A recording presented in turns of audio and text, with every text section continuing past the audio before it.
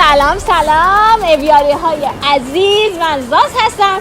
امروز اومدم که یکی از دغدغه های شما رو حل کنم. من بیشتر از ویزای 3 ماه هم تو استانبول موندم. بخوام برم فرودگاه استرس دارم. چیکار کنم؟ اصلا نگران نباش، بیا بریم، من مشکلتو حل میکنم. بیا بریم.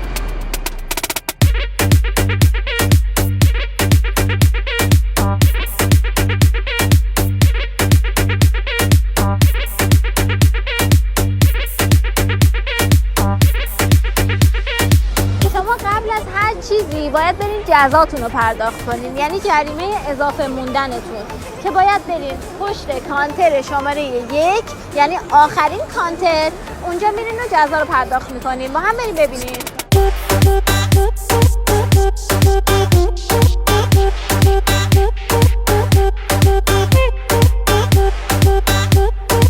خب اومدیم انتهای سالن و این گیت که گیت آخر هستش.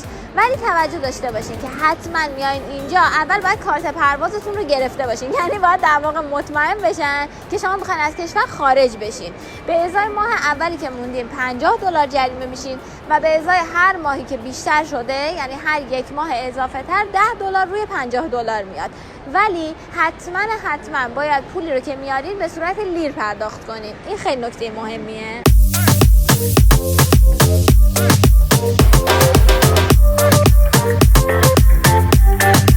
بعد از اینکه کارتون اینجا تموم شد، میایین دقیقاً گیت روبروش مبلغ رو پرداخت میکنین.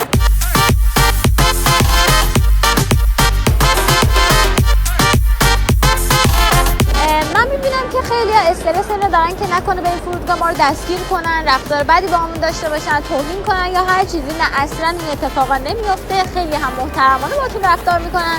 اگه جزاتون رو پرداخت نکنین و بعداً بخواین وارد خاک ترکیه بشین، اون موقع امکان داره که باهاتون برخورد درستی نشه.